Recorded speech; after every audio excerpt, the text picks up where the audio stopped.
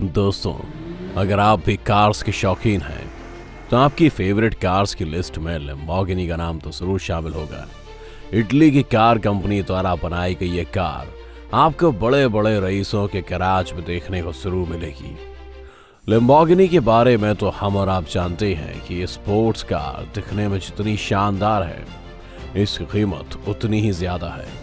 लेकिन बहुत कम लोग होंगे जो इस कार को बनाने वाले आदमी के अनोखे सफर के बारे में जानते होंगे। एक कैदी होने से लेकर फरारी कंपनी के फाउंडर एंजो फरारी की बेइज्जती सहने तक इस शख्स ने यह साबित कर दिया कि अपनी बेइज्जती का जवाब अपनी सफलता से कैसे दिया जाता है। दोस्तों, हमारा आज का ये वीडियो काफी इंटरेस्टिंग होने वाला है, तो वीडियो के अंत तक जरूर बने रहिए। चलिए और देर ना करते हुए वीडियो को स्टार्ट करते हैं।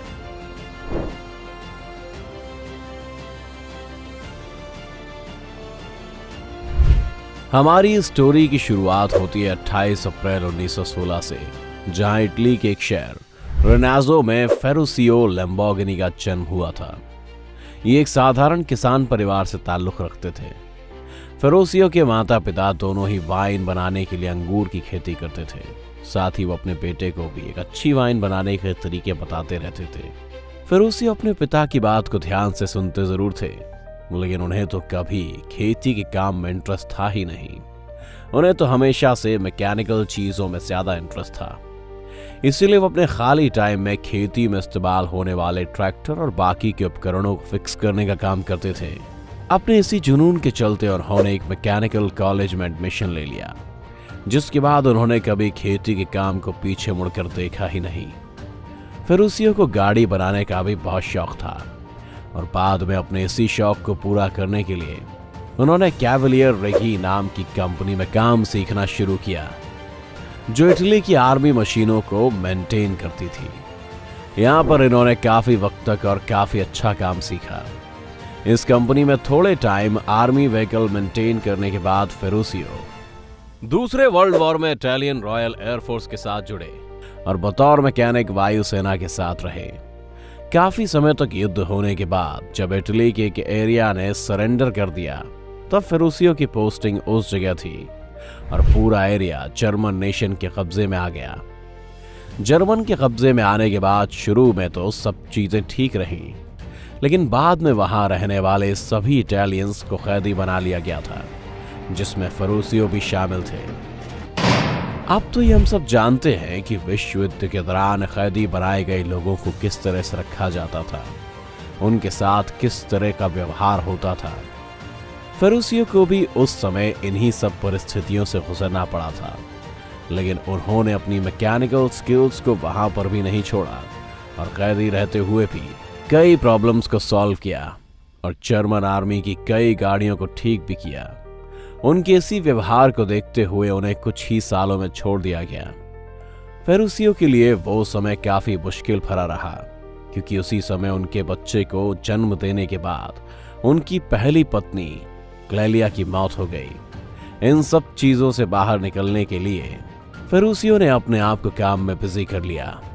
उस समय फेरुसियो लॉरीज, ट्रैक्टर्स और वॉर से पहले की गाड़ियों को फिक्स करने का काम करते थे। लेकिन एक दिन अचानक से फेरुसियो के पास उनके पिता का खत आया और उसमें उन्होंने फेरुसियो से कहा कि उन्हें अपने खेतों के लिए ट्रैक्टर की जरूरत है, क्योंकि वर्ल्ड वॉर में तबाही की वजह से पहले ही काफी नुकसान हुआ था और अब उनके पिता इन सब चीजों से बाहर आने के लिए खेती पर ध्यान देना चाहते थे। फेरुसियो के पिता के इस खत ने उनकी सारी जिंदगी बदल कर रख दी, क्योंकि यहां से फेरुसियो को आइडिया आया कि कैसे वह एग्रीकल्चर में इस्तेमाल होने वाली मशीनों को बनाकर लोगों की मदद के साथ साथ खुद का बिजनेस भी स्टार्ट कर सकते हैं। लेकिन इसे शुरू करना इतना भी आसान नहीं था, क्योंकि इसे स्टार्ट करने के लिए उन्हें बेस्ट इक्विपमेंट की जरूरत थी। तब फेरुसियो ने सोचा कि क्यों ना युद्ध के समय छोड़ी गई मिलिट्री मशीनों का इस्तेमाल करके नया ट्रैक्टर बनाया जाए, और अपनी इसी सोच पर काम करते हुए उन्होंने एक ऐसा ट्रैक्टर तैयार किया जिसे महंगे पेट्रोल के बजाय सिर्फ डीजल पर चलाया जा सकता था। धीरे धीरे काम करते हुए फेरुसियो ने अपनी खुद की कंपनी लैम्बोर्गिनी ट्रैटोरी खोली। बिजनेस धीरे धीरे रफ्तार पकड़ने लगा। इसलिए अब उन्हें अपना प्रोडक्शन ज्यादा बढ़ाने के लिए जगह के साथ साथ बाकी चीजों की जरूरत पड़ने लगी।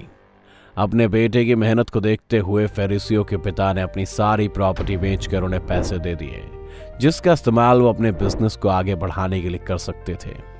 फेरुसियो वक्त और हालात को अच्छे से समझते थे और सब चीजों को नॉर्मल करने के लिए उन्होंने दिन रात मेहनत करनी शुरू कर दी। दोस्तों, ये तो आपने सुना ही होगा कि किसी भी काम में लगी मेहनत कभी खाली नहीं जाती। यही फेरुसियो के साथ भी हुआ।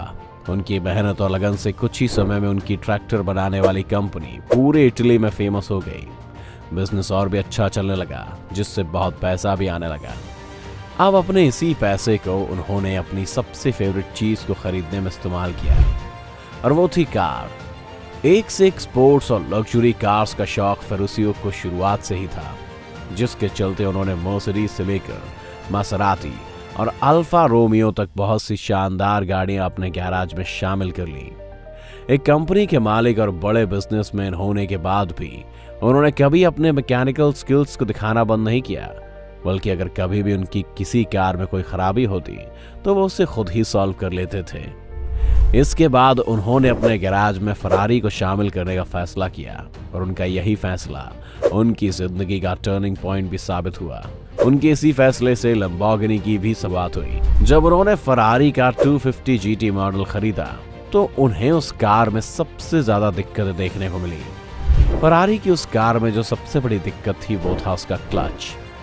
फेरुसियो ने जब उसे खोल कर देखा तो वह हैरान रह गए, क्योंकि वही क्लच था जो वो अपने ट्रैक्टर में इस्तेमाल किया करते थे। और अपनी इसी शिकायत को लेकर फेरुसियो फरारी के फाउंडर एंजो फरारी के पास पहुंच गए।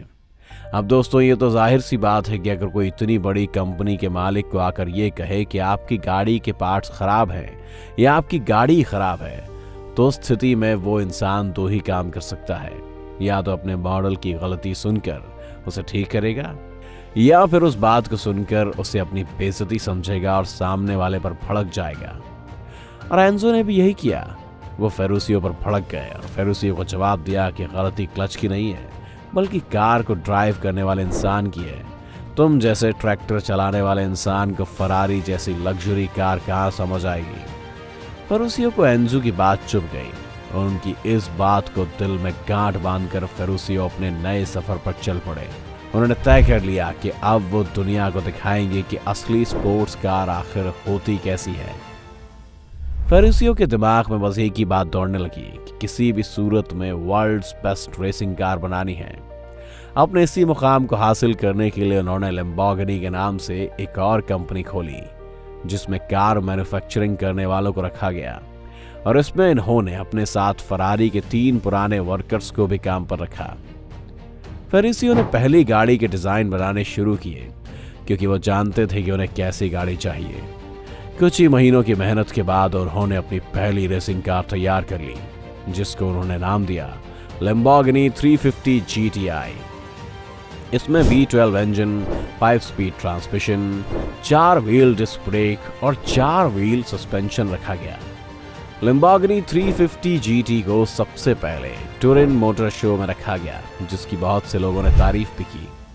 इससे फेरुसियो ने एंजो फरारी को भी दिखा दिया कि वो सिर्फ एक किसान या ट्रैक्टर चलाने वाले इंसान नहीं है, बल्कि एक मैकेनिकल एक्सपर्ट भी हैं जो कुछ भी कर सकते हैं। वक्त धीरे धीरे चलता गया और लैम्बोर्गिनी का जुनून कार मार्केट में बढ़ता गया, खासकर स्पोर्ट्स कार में, क्योंकि लोगों को इनका डिजाइन काफी पसंद आता था। लैम्बोर्गिनी की पॉपुलर डिमांड को देखते हुए 1966 में इसके 2 और नए मॉडल निकाले गए, जिसमें एक मॉडल का नाम 400 GT और दूसरा म्यूरा P400 आया। ये दोनों मॉडल भी आते ही ट्रेंड करने लगे। बाद में म्यूरा P400 सुपर कार के रूप में भी जानी जाने लगी, जिसका इंजन किसी भी हाई परफॉर्मेंस कार के मुकाबले ज्यादा बेहतर था। अपनी इसी कामयाबी के चलते लैम्बोर्गिनी ने मार्केट में एक से बढ़कर एक मॉडल उतारने शुरू कर दिए, जिसमें स्पाडा, एस्लेरो, राको जैसी तमाम गाड़ियां मौजूद थी। धीरे धीरे लैम्बोर्गिनी एक बहुत बड़ा ब्रांड बन गया, जिसमें एक समय में ये सबसे ज्यादा कार सेल करने वाला ब्रांड भी बना। लेकिन एक वक्त ऐसा भी आया जब इस कंपनी को काफी ज्यादा क्राइसिस देखने पड़े। साल 1973 में दुनिया भर में आर्थिक मंदी आई और तेल की कीमतों में इजाफा हुआ, तो इससे कार की सेल्स पर काफी बुरा असर पड़ा। लेकिन सबसे ज्यादा प्री ऑर्डर इसी गाड़ी के थे और खरीदे न जाने की वजह से कंपनी को कई मुश्किलों से गुजरना पड़ा। बाद में फेरुसियो ने इसे बेचने का फैसला किया। साल 1998 तक लैम्बोर्गिनी ने अपने कई मालिक बदले। 1998 में ये फॉक्सवैगन ग्रुप के पास आ गई और फॉक्सवैगन ने इसे ऑडी डिवीजन में रख दिया। फॉक्सवैगन के पास आने के बाद इस कंपनी ने एक बार फिर नए कीर्तिमान बनाए। जहां एक समय में ये कार कंपनी बंद होने के कगार पर थी, वहीं आज ये लगातार अपना मुनाफा बढ़ाती जा रही है। वहीं 2016 में तो इसने अपने सभी पिछले रिकॉर्ड्स को भी तोड़ दिया और वापस कार मार्केट में एक जबरदस्त उछाल मारी, जिसके चलते अब ये दुनिया भर में बहुत से लोगों की पहली पसंद बन चुकी है। तो दोस्तों, ये थी लैम्बोर्गिनी स्पोर्ट्स कार के फर्श से अर्श तक पहुंचने की कहानी। वैसे आपको कौन सी कार सबसे ज्यादा पसंद है? साथ ही आपके हिसाब से फेरारी और लैम्बोर्गिनी में से कौन सी कार सबसे बेस्ट है? हमें कमेंट बॉक्स में कमेंट करके जरूर बताएं। अगर आपको हमारी आज की वीडियो पसंद आई हो तो वीडियो को ज्यादा से ज्यादा लाइक करने के साथ साथ इसे अपने दोस्तों और रिश्तेदारों के साथ शेयर करना ना भूलें। साथ ही अगर आप हमारे YouTube चैनल पर नए आए हैं तो चैनल को सब्सक्राइब जरूर करें और अगर आप Facebook पर हमारी वीडियो देख रहे हैं तो हमारे Facebook पेज को लाइक करें। फिलहाल आज के लिए बस इतना ही। अब इजाजत दें। आपका बहुत बहुत शुक्रिया।